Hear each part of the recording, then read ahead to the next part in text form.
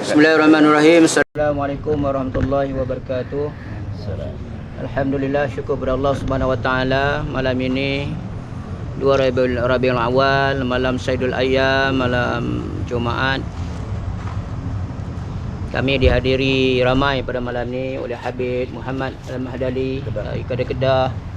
Ini Ustaz Khairul merupakan mudir dan pengasas kepada Darus Salihin, kepada Cindai bersama dengan panglima-panglimanya datang bersama, pada Ustaz yang hadir bersama dengan Bapak PI para lawan bela Islam, Tuan Guru Haji Azra'i daripada Darul Islah Pernam, dan juga Ustaz Haji Razali daripada Mampir. Juga di belakang saya ni ramai lagi kita punya wakil-wakil NGO yang hadir, wakil-wakil perguruan persilatan yang hadir, ayahanda-ayahanda yang hadir, dan juga para ahli ulama, para habaib.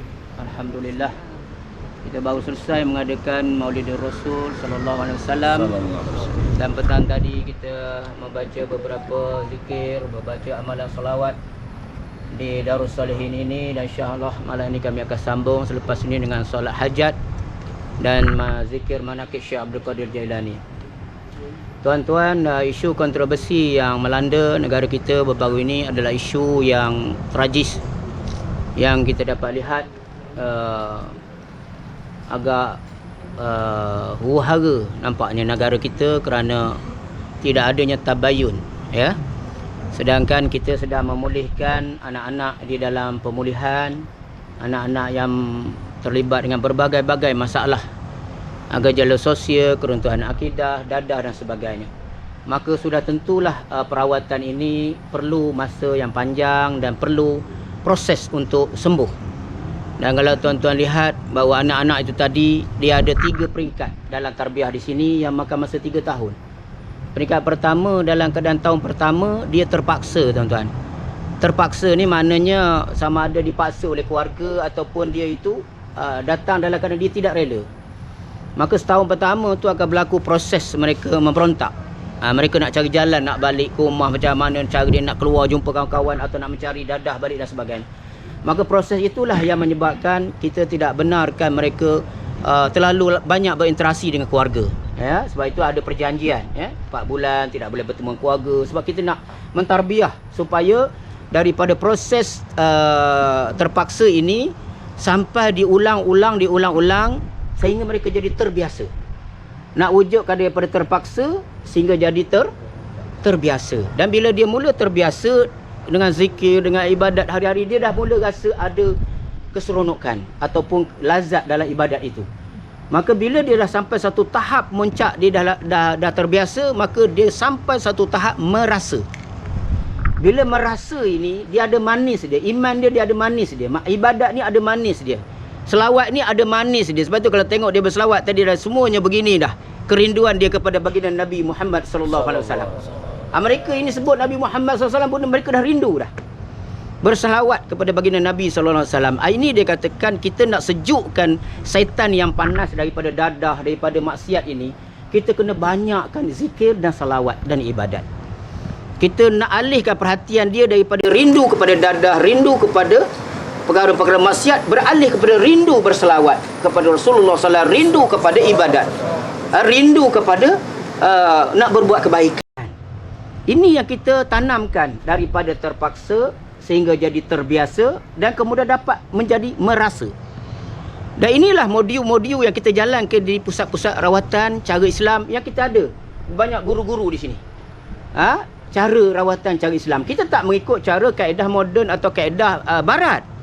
Kaedah-kaedah dia ada kaedah dia sendiri. Mungkin mereka sesuai dengan cara beri ubat metadon, mereka sesuai dengan cara perubatan moden. Silakan, kita tak ada masalah. Ini ikhtiar masing-masing. Kita menghormati modul masing-masing. Tetapi modul Islam tu begitu.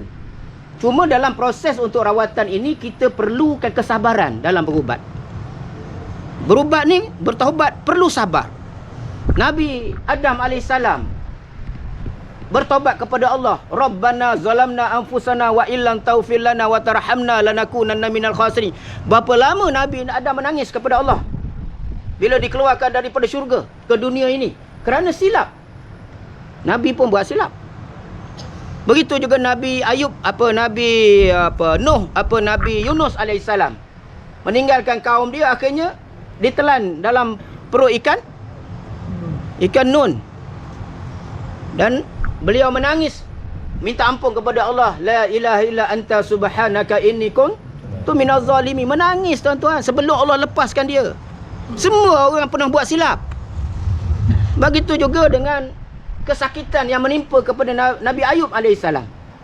Qala wa ayyuba izna darabbahu inni massani yadurru wa anta arhamar rahimin. Berkata Nabi Ayub alaihissalam, aku ditimpa satu penyakit yang amat dahsyat. Sehingga ulat-ulat keluar daripada kepala dia. Badan dia busuk tuan-tuan. Harta benda dia, ternakan dia mati semua, kena serang virus yang paling dahsyat. Tapi Nabi Ayub bersangka baik. Wa anta arhamar rahimin. Sesungguhnya engkau Tuhan yang penyayang dari segala yang penyayang. Dan itulah benarnya Nabi Ayub dikabulkan doa dia dengan berdoa kepada Allah. Kemudiannya Allah memerintahkan, bila Allah kabulkan doa Nabi Ayub, urkub birijlika, hentaklah kaki kamu hai Ayub ke bumi, haza mughtasalun baridun wa syarab. Maka keluarlah air daripada bumi itu, maka mughtasal, mandilah air itu, dan wa syarab, minumlah air itu. Ini yang kita buat konsep perubatan Islam. Ada telaga syifa. Anak-anak yang dalam kepanasan daripada gangguan syaitan itu tadi, ya ayyuhallazi innamal khamru wal maisyi wal ansab wal azlam rijsum min amali syaitan fajtanibuhu la'allakum tuflihun. Al-Maidah ayat 90. Tengok, dia dirasuk oleh syaitan. Innama yuridu syaitan ayyuki'a bainakumul adawata wal baghdha fil khamri wal maisyi wa yasuddu an zikrillah wa anis salah fahal antum muntahun. Tengok ayat 90 91 surah Al-Maidah. Itu perangai orang dadah, orang minum arak, judi. Dia kena rasuk di setan. Maka kita nak halau setan itu, banyakkan taubat kepada Allah, banyakkan zikir, banyakkan dekatkan dengan orang-orang yang soleh, dengan ahli ulama, banyakkan minum dan mandi air syifa, air yasin, air yang dizikir dan diwiridkan. Perubatan ini perubatan para Nabi. Nabi Ayub AS dah amal dah. Dan ini yang kita amalkan. Ulama-ulama kita balik Mekah tahun daripada 40-an 50-an lagi dah mengubat benda ni. Dan inilah yang kami buat. Perubatan ini ternyata berjaya. Perubatan Islam, perubatan yang diamalkan oleh para Nabi dan para ulama-ulama yang terdahulu. Tetapi setelah penjajahan berlaku di negara-negara umat Islam, perubatan moden dah mula bangkit, maka tenggelam apapun, tersisih modul perubatan Islam. Tersisih. Sebab itulah hari ini bila orang nak sebut kepada agama, payah sangat, panas. Susah sangat orang nak kepada agama. Sebab mereka itu masih diduduk dalam kawalan syaitan. Sehingga kan dia jadi malas nak pergi masjid, malas nak bergaul dengan orang soleh, malas, sakit telinga dengan orang berselawat, sakit telinga dengan orang berzikir. Rasa tak seronok nak duduk melihat pondok, melihat madrasah pun dia benci sebenci-bencinya sebab hatinya berpenyakit. Fi qulubihim maradun fazadahumullahu maradah. Hati orang yang kafir atau orang munafik tu dia ada sakit. Walahum azabun. Allah tambah lagi.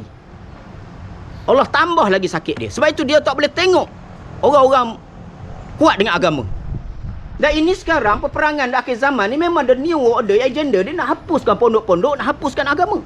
Negara-negara Arab dah punah ganah dah sebab dia laga-laga kan. Bahkan dah masuk konsert-konsert besar-besaran dah di tanah Arab, di Saudi. Bahkan dah berlaku Israel, 4 negara Arab dah benarkan kapal terbang mengiktiraf negara haram Israel. Saya dah sampai ke Israel. Saya dah sampai ke Tel Aviv. Bukan hanya di Baitul Maqdis. Saya tahulah 4 negara Arab dah mengiktiraf Israel. Dan negara-negara Arab dah mengikut acuan daripada order Yahudi dan Nasrani. Mengiktiraf mereka. Dan kita lihat sekarang, anak-anak ini adalah jadi agenda mereka untuk mereka hancurkan. Macam mana mereka masuk intelijen, lagakan Syiah dan Sunnah, sehingga akhirnya berperang di Iraq, letup bom kat masjid, membunuh sesama sendiri. Ini agenda mereka, mereka porak-porandakan. Dan bila masuk ke dalam negara kita, bila kita buat himpunan 212 di Indonesia dan 812 di Indonesia, ISID, ini dipuji oleh Perdana Menteri Turki bahawa kebangkitan 212 di Indonesia dan 812 di Malaysia lambang kebangkitan Islam di Asia Tenggara. Musuh tak senang tengok kita bersatu, kita berkumpul dengan jumlah yang ramai. Mereka tengok kekuatan ini datang dari madrasah-madrasah, datang daripada pondok-pondok, maka mereka menyerang, melaga-lagakan pula pondok-pondok kita. Sebab itu tuan-tuan kena berhati-hati. Sebab kita takut jadi macam negara Arab yang dah pecah-pecah habis. Yang di Iraq saja dah sampai letup bom kat masjid, berbunuh sesama sendiri. Jadi kita tak mahu seperti itu agendanya. Jangan itu. Sebab itu kita kena berhati-hati dengan agenda syaitan, agenda apa Dajjal di akhir zaman ni, agenda missionary Zionis. Sebab mereka ni kalau masuk ke dalam madrasah, mereka ini kita tak ada tabayun, buat hal tuntang, mengadu kat sana, wartawan mengadu itu mengadu ini. Inilah yang terjadi seperti sekarang. Tidak ada tabayun. Sedangkan orang-orang itu belum sembuh. Orang itu masih orang fasik, belum menjadi orang mukmin. Allah mengingatkan kita dalam surah Al-Hujurat, in ja'akum fasikum binaba'in fatabayyanu in tusibu qauman bijahalah. Bila kamu mendengar perkabaran dari orang fasik, maka siasatlah dulu, selidiklah dulu, tabayunlah dulu, tahu dua pihak. Hari ni tuan-tuan datang agak-agak ala militan ke tempat ni? Tuan-tuan nampak orang berzikir berselawat ni, anak-anak ni, kita ni macam ala militan ke? Macam mana mereka meletakkan madrasah seperti ala militan? Supaya CIA datang kemari, kononnya kita militan, supaya kita dicop sebagai golongan-golongan yang mesti diharamkan oleh kerajaan. Ini bukan militan orang berselawat kepada Rasulullah SAW. Anak-anak ni rindu pada baginda Nabi SAW. Anak-anak ni menyantuni para ulama, para habaib. Mereka menyantuni orang-orang tua. Kita didik mereka dengan akhlak-akhlak yang terpuji. Biasalah dalam sepertandan pisang ada sebiji dua yang busuk. Itu normal. Tidak ada yang sempurna. Biasalah akan ada sebiji dua yang bermasalah. Tapi jangan dibesarkan yang bermasalah, yang tak tamat rawatan, yang masih bermasalah. Pandanglah yang berjaya. Lihat tadi berapa ramai yang dah berjaya. Pandanglah yang mengaji. Tuan-tuan pertikaikan madrasah dengan pertubuhan Darus Solihin. Tuan-tuan tengok bangunan sana, nampak? Di bawahnya pejabat pertubuhan Darus Solihin, atas tulah madrasah. Dia komplek. Situlah madrasah, situlah pejabat pentadbiran Darus Solihin. Jadi tuan-tuan tak payahlah pertikaikan kenapa guna nama Darul Madrasah. Dan memang madrasah di situ tempat anak mengaji semua. Jadi sebab itu kita kata seram madrasah. Sebab madrasah tempat anak mengaji, dan situlah pejabat pentadbiran bawah dia. Jadi tuan-tuan, apa yang nak kelirukan istilah madrasah? Sebab itulah kita cakap dengan panglima-panglima pahlawan yang ayahanda berbai'ah. Kamu nak kata nak menjaga agama Allah, madrasah diserang, madrasah dibuat kucak-kacik, takkan kita biarkan? Mana sumpah kamu? Saya penasihat ayahanda Kuala Lumpur. Saya tahu tugas saya. Sebab tu saya tak biarkan Ustaz Khairul bersendirian. Jadi kita ada tanggungjawab yang kita dah sumpah, wallahi wabillahi watallahi, kita akan menjaga agama Allah. Mana tanggungjawab kita? Habib Muhammad jauh daripada Kedah, datang atas tanggungjawab. Walaupun orang beri gambaran buruk, tetapi para habib zuriat baginda Nabi SAW datang daripada jauh. Ni banyak lagi. Esok hari Sabtu ramai lagi daripada Kedah datang. Tadi Ustaz Sabri Arsyad telefon saya, daripada Kedah nak datang lagi. Banyak pondok-pondok dalam kerisauan. Pondok-pondok sedang memerhati apa perkembangan Darus Solihin. Sebab cubit peha kiri terasa peha kanan. Kita perumpama jasad yang satu. Satu anggota sakit, seluruh badan rasa demam. Ini peranan kita. Jadi sebab itu jangan sakiti kepada mereka yang mendirikan agama Allah. Mereka yang mendiri madrasah ini adalah mereka yang mendirikan agama Allah. Kerana bila diri madrasah, maka dapatlah didirikan solat, dapatlah didirikan ibadat kepada Allah Subhanahu Wa Taala. Jadi jangan kita menjadi, kalau kita tak boleh membantu, jangan kita jadi hantu. Kalau kita tak boleh membantu, jangan kita jadi hantu. Jangan sakit hati tengok tempat ibadah manusia ni nak balik pada jalan Allah. Jangan kerana nilai setitik rosak susu sebelanga. Terpalit lumpur seekor kerbau, habis semua sekandang. Jadi kita tidak mahu begitu.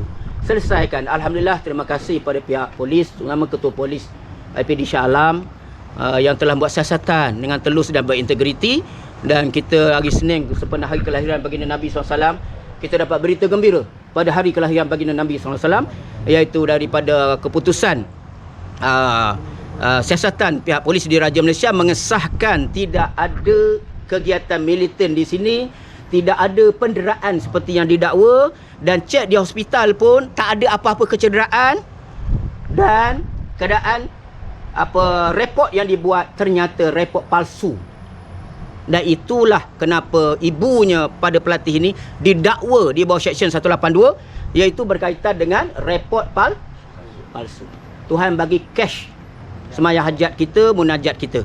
Dan sebab itu kita pula ikuti pula petang tu dengan lawyer kita telah memfailkan saman. Sebab nilai agama ni tinggi, nilai madrasah ni tinggi. Sebab kamu nak robohkan tempat ini, kamu nak serang sampai tutup tempat ni. Nilai agama tu tinggi. Al-Islam ya'lu wa la yu'la alai, kata Nabi SAW. Islam tu tinggi dan tiada yang lebih tinggi daripadanya. Sebab itulah program kita letakkan 10 juta pada setiap individu yang disaman. Termasuk media yang menyiarkan berita kononnya tempat ini militan dan sebagainya. Jadi sebab itu kita bukan nak berperang di mahkamah ke nak menyakiti sesiapa, tetapi kita cuma disuruh oleh Allah mempertahankan diri. Kita disuruh mempertahankan maruah kita, mempertahankan madrasah kita. Itu saja. Bukan kita nak menyerang orang, orang serang kita. Dan sekarang kita tahu wujud grup kakar. Kakar dalam perhatian sekarang. Sebab mengumpulkan budak-budak yang bermasalah dalam viral tu dan mengutuk, mengeji, mengkritik, memburuk-burukkan pondok-pondok. Saya tahu, termasuk tempat saya diburukkan. Budak-budak saya yang lari, yang tak tamat rawatan, dia kutip budak-budak macam tu, dia viralkan, viral. Saya dah rakam, kita dah rakam semua pergerakan. Saya beri amaran pada kakak, kalau kamu nak penyelesaian, datang secara baik. Berjumpa dengan kita. Kalau kau pergi kutip budak-budak, buat cerita fitnah, kamu hanya menambah permusuhan. Seperti mana majalah variasi hanya menambahkan permusuhan. Tak patut saman 10 juta, dah kena 10 juta. Jadi sebab itu kita tidak mahu menimbulkan masalah lagi. Kita harap pihak polis dapat buat siasatan, gerakan-gerakan di belakang yang sepatutnya bila lepas mahkamah dah beri amaran kepada ibu budak ni, jangan buat cerita provokasi lagi. Sebab ini menyusahkan rakyat dan masyarakat. Ada lagi grup yang memanjangkan lagi benda. Jadi benda ni nampak macam tak selesai. Jadi kita harap selesai cara elok. Kita beri tempoh 7 hari dia untuk mohon maaf. Bukan kita tak nak bermaaf-maafan, tetapi sikap sombong, ego, masih lagi nak berlawan, nak menegakkan benang basah, tidak payahlah. Kalau kita terus dengan orang yang seperti itu, kita serahlah kepada Allah. Sebab tu malam ni kita mengadu dengan Allah, kita serah kepada Allah. Mudah-mudahan Allah Ta'ala akan tunjukkan kekuasaan dia. Sebab kita ni semua inna lillah wa inna ilaihi raji'un. Kita milik Allah. Kita ni milik Allah. Pada Allah lah kita akan balik. Hebat mana, tinggi mana, kaya mana, kita balik kepada Allah. Jadi sebab itu kita serah kepada Allah. Jadi kita sebagai hamba Allah, kita serah kepada Allah. Dengan lebih 40 orang sembahyang hajat ni, insya-Allah Allah kabulkan. Lebih 40 orang ni ada seorang wali yang ada di sini. Pasti doa wali tidak akan ditolak oleh Allah. La yuraddu, tidak akan ditolak oleh Allah. Jadi kami yakin dengan munajat kepada Allah. Dan alhamdulillah kita dah buat munajat siri yang pertama dulu, dan sekarang ni kita akan munajat bukan hanya untuk kedua kali, insya-Allah lepas pada ni siri yang ketiga, keempat, kelima, keenam, ketujuh dan sampailah kes ini betul-betul dah tenang. Sebab tak cukup sekali Jumaat, kita akan buat 3 kali Jumaat. Tak cukup 3, kita akan buat 5 kali Jumaat. Tak cukup 5, insya-Allah 7 kali Jumaat. Insya-Allah Allah akan mendengar rintihan hamba-hambanya. Kita ni tengah menjaga madrasah, anak-anak tempat nak bertaubat. Jangan disebabkan seorang yang buat hal seolah-olahnya tak pandang pada wajah anak-anak ni. Ramai lagi yang sedang mengikuti ibadah, mengikuti rawatan, mengikuti pelajaran di sini. Jangan ganggu mereka, sokonglah mereka. Dan kita seru pada pihak berkuasa, tolonglah. Kalau dah tahu kami bermasalah dari segi sudut PBT dan sebagainya, apalah salahnya tuan-tuan merendahkan diri. Lihatlah rakyat, lihatlah rumah Allah ini, lihatlah madrasah ni, lihatlah Ustaz Khairul dan juga isteri dan juga keluarga di sini yang sedang bertukar lumus mendidik anak-anak ni. Saya cakap tu terang, saya pun latih 30 tahun, tapi kalau 100 lebih hak bertatu-tatu badan yang keluar penjara duduk di sini, saya pun kadang tak larat tuan-tuan. Sebab benda ni bukan senang nak menjaga orang yang dah kita kata otai. Jadi saya ingatkan, kerja ni bukan kerja mudah, kerja kerajaan. Kita bantu. Kurang jenayah, kurang kadar jenayah dalam masyarakat bila budak tu belajar kat sini. Kalau dia duduk luar, dia buat jenayah. Bahaya kepada keluarga, bahaya kepada masyarakat, bahaya kepada negara. Tapi bila dia duduk rawatan di sini, selamat masyarakat, selamat keluarga, selamat negara. Sepatutnya bila mana kita melihat suasana orang membantu, maka Allah memerintahkan wa ta'awanu 'alal birri wat taqwa wa la ta'awanu 'alal ismi wal udwan. Maka bertolong-menolonglah kamu dalam mengerjakan kebajikan dan takwa, dan jangan kamu tolong-menolong dalam mengerjakan dosa dan maksiat. Jadi sebab itu kita sekarang ni buat kerja menolong Allah, menolong menegakkan agama Allah, menegakkan sunnah Rasul dan mengikuti perjalanan para ahli ulama, para habaib, dan kita menolong negara, menolong masyarakat kita, menolong keluarga-keluarga ni. Tetapi bukan semualah kita berjaya. Adalah sekali-kali kadang-kadang terjadi peragu krisis-krisis seperti itu. Itu biasa di mana-mana pusat serenti, di mana-mana Henry Jenny, di mana-mana penjara, di mana-mana pusat lokap, di mana-mana pusat tahanan, akan berlakulah benda-benda macam tu. Sebab kita tak mampu nak puas hati semua orang. Pasti ada. Bahkan di sekolah yang biasa pun ada macam-macam masalah. Jadi sebab itu, janganlah pandang yang bermasalah itu sampai nak tutup semua jabatan dan juga pusat-pusat pemulihan. Tak boleh lah begitu. Kalau gitu tutup habis lah. Seorang polis buat masalah, semua tutup polis lah. Takkan kita nak tutup jabatan. Seorang punya hal lah. Jadi kita harap kita masyarakat, netizen faham benda ini. Cukup-cukuplah fitnah itu. Ini malam Jumaat, kita sembahyang hajat. Rezeki tuan-tuan dan juga apa yang tuan-tuan buat dengan apa yang tuan-tuan type di dalam Facebook ke apa ke yang komen tentang tempat madrasah ini, tuan-tuan tak turun, tuan-tuan kutuk orang sembahyang hajat di sini, tuan-tuan kutuk orang selawat kat sini, tuan-tuan kutuk orang bertobat pada sini. Nanti jaga. Saya takut nanti Tuhan akan balas dengan cara yang dahsyat. Banyak anak murid dan keluarga yang pernah buat fitnah dengan kami dulu, sampai hangus terbakar, aksiden pun ada. Mati yang kejam. Bukan saya nak beri amaran, tetapi Allah beri amaran. Ya ayuhan nabi jahidil kuffar wal munafiqin wa ghluz alaihim wa ma'wahum jahannam wa bisal masir. Bertindak tegaslah wahai Rasulullah, bertindak tegaslah wahai Nabi terhadap orang-orang kafir dan orang-orang munafik, dan bertindak tegaslah dengan mereka. Sesungguhnya untuk mereka itu neraka Jahannam, itulah seburuk-buruk tempat kembali. Jadi kena ingat, kita berjuang nak pergi ke syurga, bukan nak pergi ke neraka. Tapi kalau kamu memerangi tempat agama, tempat mereka yang mendirikan sunnah Nabi, rumah Allah, itu bukan jalan ke syurga. Kamu akan binasa sebagaimana binasanya tentera Abraha yang nak memusnahkan Kaabah. Jadi jangan sampai doa-doa kami Allah kabulkan, para ulama yang berdoa, benda yang buruk berlaku. Kita tak mau. Kita mau perdamaian, kita mau ketenangan, kita mau kesejahteraan. Jadi muhasabahlah diri kita bersama-sama. Marilah di bulan kelahiran baginda Nabi SAW, bulan mulia, bulan Rabiul Awal ini, maka marilah kita sallu ala Nabi Muhammad. Kita berkasih sayang di atas selawat, kerana selawat Allah dan para malaikat memuliakan baginda Nabi. Innallaha wa malaikatahu yusalluna 'alan nabi ya ayyuhallazina amanu sallu 'alaihi wa sallimu taslima. Dan bila mana Allah dan para malaikat berselawat kepada Nabi, kita pun berselawat. Maka Nabi kata, man shalla ala wahidah sallallahu alaihi biha asyara. Barang siapa selawat kata atasku satu selawat, maka Allah dan para malaikat berselawat katanya 10 kali selawat. Masya Allah. Sebab itu mereka yang berselawat ni, Allah di langit turunkan malaikat berselawat. Para malaikat yang turun di langit berselawat kepada kita semua, mengaminkan doa-doa kita semua. Tuan-tuan, kita berjuang bukan berseorangan. Ini semua berjuang dengan jalan seperti mana cerita Mak Kilau. Kemenangan kita bukan hebatnya pada senjata, tapi kehebatan pada ketakwaan kita kepada Allah Subhanahu Wa Taala. Kalau kita nak menang, carilah Allah. Ini kami sedang cari Allah. Kami mengikuti perjalanan perjuangan pahlawan terdahulu. Kalau kami mati syahid di jalan Allah Subhanahu Wa Taala. Jadi sebab itu, jangan cabar, jangan rosakkan lagi masyarakat kita dengan berbagai-bagai lagi fitnah. Hentikan fitnah, kerana fitnah ni Allah SWT mengatakan al-fitnatu asyaddu minal qatl. Sesungguhnya fitnah itu lebih dahsyat daripada membunuh. Tuan-tuan, lagi buat fitnah, dosa seperti membunuh, tuan-tuan. Kumpullah dosa banyak-banyak. Sedangkan kami semua minta ampun dengan Allah daripada segala dosa, berkumpul ramai-ramai dan minta bina pahala, bukannya bina dosa. Tuan-tuan, kita nak balik kepada Allah, binalah pahala, jangan bina dosa. Dosa yang ada pun dah banyak dah. Mintalah ampun kepada Allah, kita binalah jalan menuju kepada pahala, mengumpul pahala. Mudah-mudahan kita mati dalam husnul khatimah. Terima kasih. Saya nak tanya, ada perkembangan tentang pendaftaran dengan AADK? Tak apa, pendaftaran tu